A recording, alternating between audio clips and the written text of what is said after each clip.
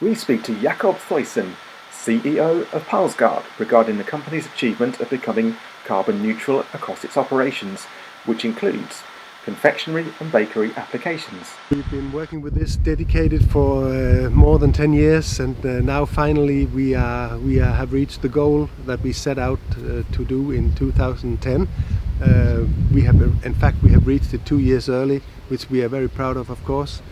And it's been a long journey, but finally we're there, and that's really great.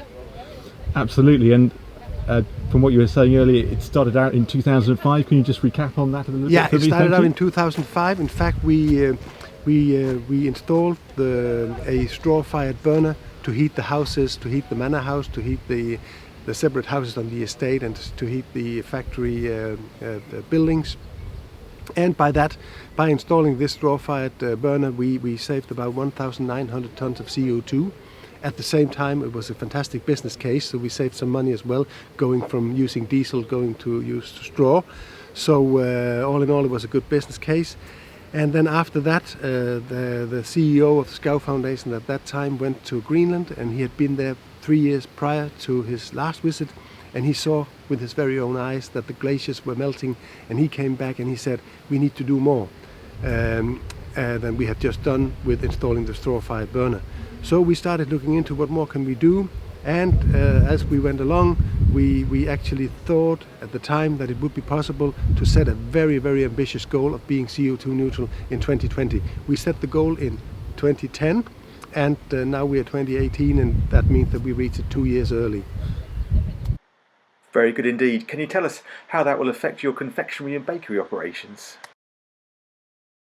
Yeah, it is so that a recent study suggests that 76% of consumers, they really demand that companies do something to fight climate change. And I can't see why that should not apply for the bakery and confectionery area as well. So I think that we can do something within that area too. That's very good to know indeed. And finally, regarding the centenary of the company, it's a big date for you. Can you explain how proud you are to be as part of it at this point in time? Of course, I'm really, really proud that we have achieved this, and of course this is only possible due to the fact that we have the ownership we have. We are owned by a foundation, so we are allowed to take a more longer term view on things, and that's why we set out to do it. So I'm really proud to work for a company that have the ability to do this. I'm proud of the history of the company. I'm really blessed to be working for such a fantastic company. Thank you very much, Jakob. Beyond its range of emulsifiers, Palsgaard also has a number of test facilities at its site in Denmark, including confectionery and bakery operations. This is a tempering machine, and tempered chocolate is here delivered into the mold.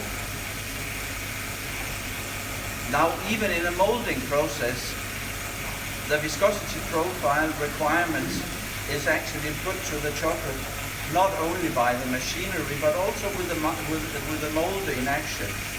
The more detailed, the smaller the mold is, the more liquid the chocolate needs to be for the mechanical process to run smooth and without any issues.